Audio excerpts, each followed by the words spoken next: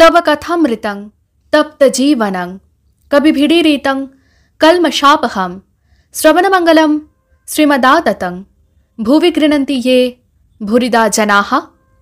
শ্রী শ্রী রামকৃষ্ণ কথামৃত। ঠাকুর শ্রী রামকৃষ্ণ দক্ষিণেশ্বর মন্দিরে ভক্ত সঙ্গে, দ্বিতীয় পরিচ্ছেদ, 1884, 2রা জানুয়ারি। ঠাকুর শ্রী রামকৃষ্ণ ঘরে বসিয়া আছেন। রাত্রি প্রায় 8টা হইবে। আজ পৌষ শুক্লা পঞ্চমী, বুধবার, 2রা জানুয়ারি 1884 খ্রিস্টাব্দ। ঘরে রাখাল ও মণি আছেন। মণির আজ প্রভু সঙ্গে একবিংশতি দিবস। ঠাকুর মণিকে বিচার করতে বারণ করিয়াছেন। শ্রীরামকৃষ্ণ রাখালের প্রতি, বেশি বিচার করা ভালো না। আগে ঈশ্বর, তারপর জগৎ। তাকে লাভ করলে তার জগতের বিষয়ও জানা যায়।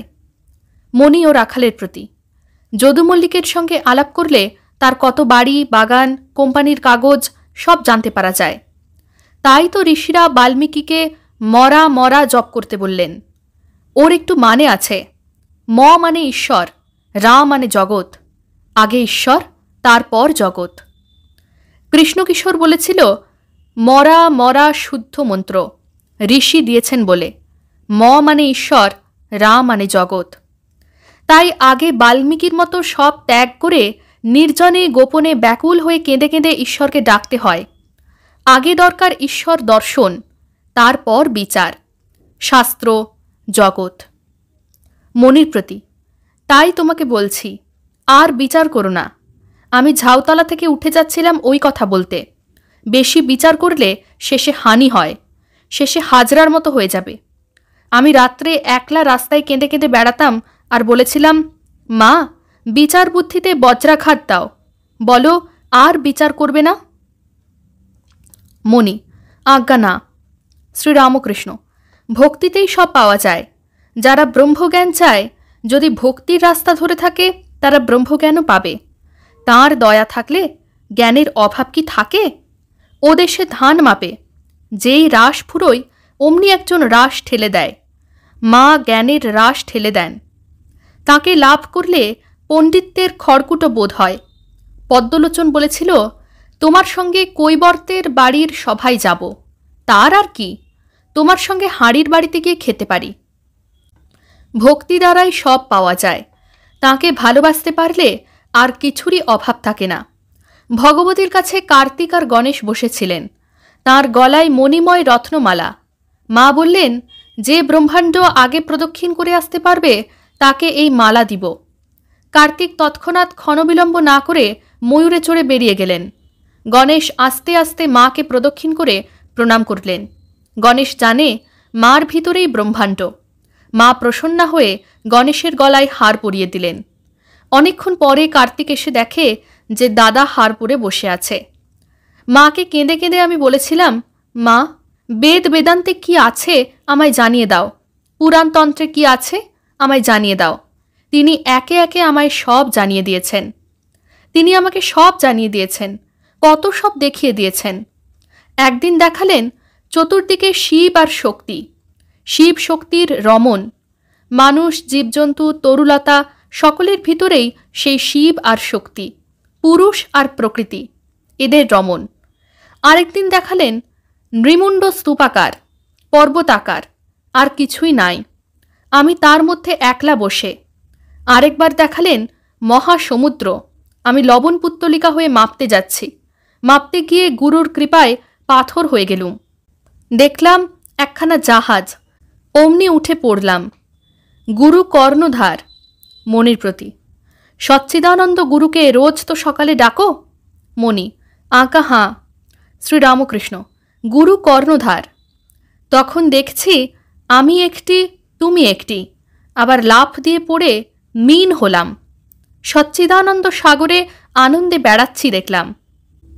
এসব অতি গুচ্ছ কথা, বিচার করে কি বুঝবে? তিনি যখন দেখিয়ে দেন তখন সব পাওয়া যায়, কিছুরই অভাব থাকে না। তৃতীয় পরিচ্ছেদ। আজ শুক্রবার 4 জানুয়ারি 1884 খ্রিস্টাব্দ। বেলা 4টার সময় শ্রীরামকৃষ্ণ পঞ্চবটিতে বসিয়া আছেন।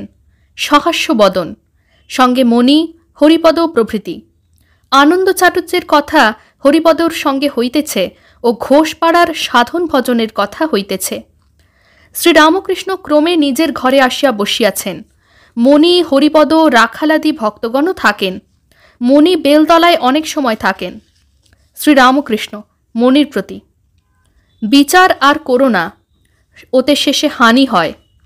তাকে ডাকবার সময় একটা ভাব আশ্রয় করতে হয়, সখী ভাব, দাসী ভাব, সন্তান ভাব বা বীর ভাব। আমার সন্তান ভাব, এ ভাব দেখলে মায়াদেবী পথ ছেড়ে দেন লজ্জায়। বীর ভাব বড় কঠিন, শাক্ত ও বৈষ্ণব বাউলদের আছে, ওভাবে ঠিক থাকা বড় শক্ত। আবার আছে শান্ত, দাস্য, সখ্য, বাৎসল্য ও মধুর ভাব। মধুর ভাবে সব আছে, শান্ত, দাস্য, সখ্য, বাৎসল্য।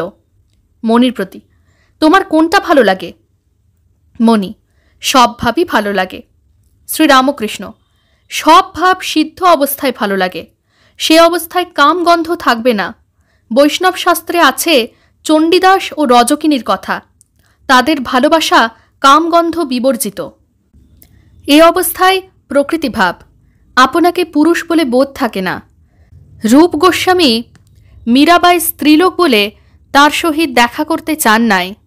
মীরাবাই বলে পাঠালেন শ্রীকৃষ্ণই একমাত্র পুরুষ, বৃন্দাবনে সকলেই সেই পুরুষের দাসী।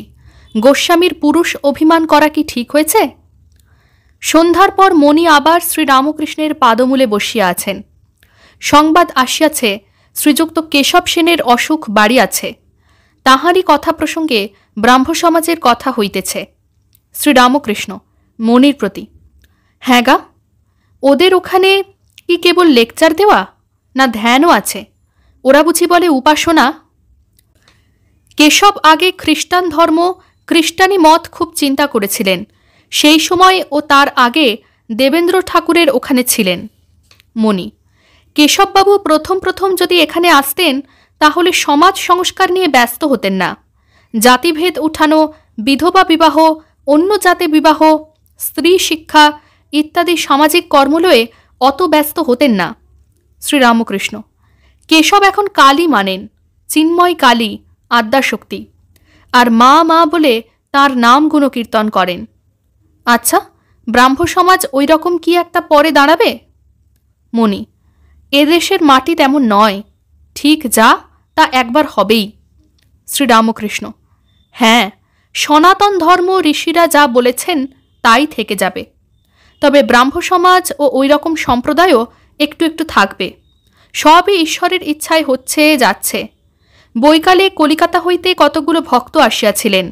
তাহারা অনেক গান ঠাকুরকে শুনাইয়াছিলেন। তন্মধ্যে একটি গানে আছে: মা, তুমি আমাদের লাল চুষি মুখে দিয়ে ভুলিয়ে রেখেছ। আমরা চুষি ফেলে যখন তোমার জন্য চিৎকার করে কাঁদব, তখন তুমি আমাদের কাছে নিশ্চয়ই দৌড়ে আসবে। শ্রীরামকৃষ্ণ মণির প্রতি: তারা কেমন লাল চুষির গান গাইলে? মণি: আজ্ঞা, আপনি কেশব সেনকে এ লাল চুষির কথা বলেছিলেন। শ্রীরামকৃষ্ণ: হ্যাঁ, আর চিদাকাশের কথা, আরও সব অনেক কথা হতো, আর আনন্দ হতো, গান নৃত্য হতো। ওং নিরঞ্জনং নিত্যম অনন্তরূপম ভক্তানুকম্পা ধৃত বিগ্রহং বৈ ঈশাবতারং পরমেশমেঢ্যং তং রামকৃষ্ণং শিরসা নমামঃ।